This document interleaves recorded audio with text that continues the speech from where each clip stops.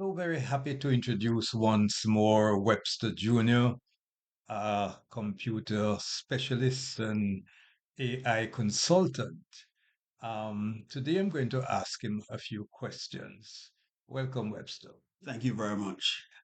Tell me, is there some way in which the services offered by government, say, in its varying offices, can be made a lot more efficient using AI technology in its interface with the general public? I would say yes. A lot of it, in terms of inefficiencies, boil down to the processes being used by the people employed by the government in their offices. A lot of times, there are a lot of manual processes and a lot of manual steps, which could be streamlined and automated. And by automated, I mean using a computer platform to complete some of its steps. The other thing that can be done is how that information that is generated through the processes are being stored. If it's stored in a system that only that office knows about or that department knows about, then it's in what you call a siloed system whereby no other system can interact with it.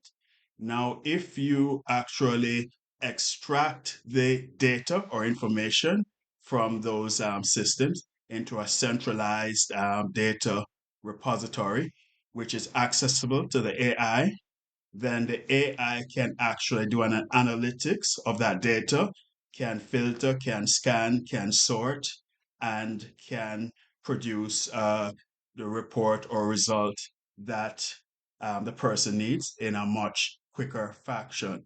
So, what a lot of government offices have not really adequately invested in is computerization and automation of certain processes and the centralization of the data generated from those processes to make it more accessible and therefore allow a speedier process to occur. But tell me, would you say then that in the foreseeable future, it will be possible, say, for 95% of the services which are provided by the government to be accessible to its clients using the technology. Yes, another thing that could also be done would be to create an online portal accessible to the customer to be able to at least get the simple processes and tasks done from the comfort of their home rather than coming in. Because if you can reduce the amount of people that need to come in to perform tasks, then that would leave a lot of space for people that might need to go into the office to do a more complex task. I've noticed that here in Jamaica, the banks have been quite successful because there are not many things that require the attention of the bank that cannot be done online. But Right. the government services are somewhat lagging behind. Why is this so? One of the reasons is, especially if you have long-time employees that have been there for many years, they get used to doing their task in a certain way, and some are resistant to change. But change is eventually needed. And by change, I mean one, automating some of the tasks that people do manually, two, investing in computer platforms that would be able to more efficiently extract and store that information, and three, investing or subscribing to an AI that would be able to sort through that information and retrieve the information or do the process that the customer might need in a more efficient manner. So that could be done, obviously. It does require some money and some time. I think the investment that is made would pay off in the long run.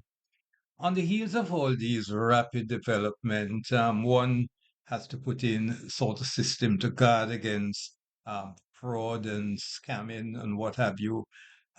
Is it possible to have integrated in these systems some sort of fraud prevention device?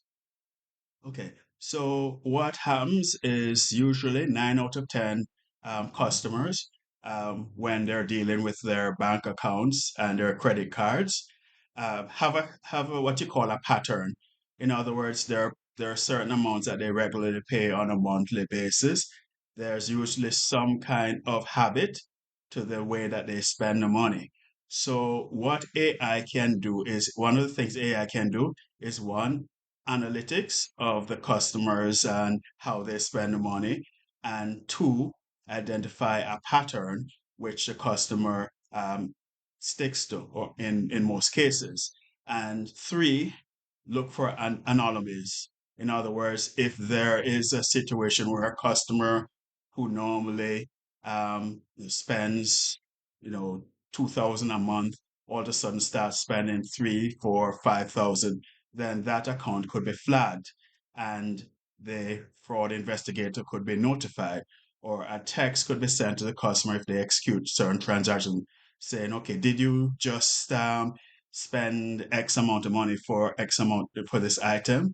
And then that way, by catching the discrepancies and notifying the customer and getting on top of it early, you can reduce fraud.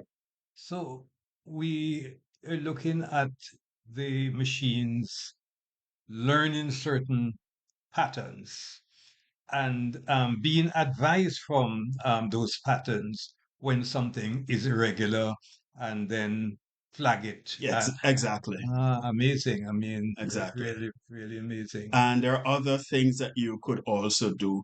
So one, there's a process called two-factor authentication, whereby say somebody logs into a bank account and has a password, it might require a text to be sent to the phone connected with that account, and the person would need to enter the number um, that is sent via the text, just to make sure that the owner of that account is the one that's accessing it.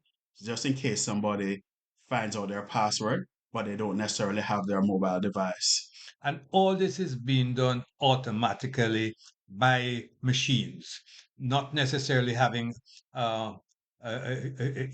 somebody personally working with Okay. the system. So what happens is that for every computer system, there is a concept called policies. And policies can actually be programmed in. And then it might say, okay, we require two two-factor authentication. So whereby everybody who has an account, this is the rule that they have to follow. And the computer will automatically pick up on that rule and will automatically implement that rule. Amazing. Again, thank you very much, Webster. You have been a source of significant information.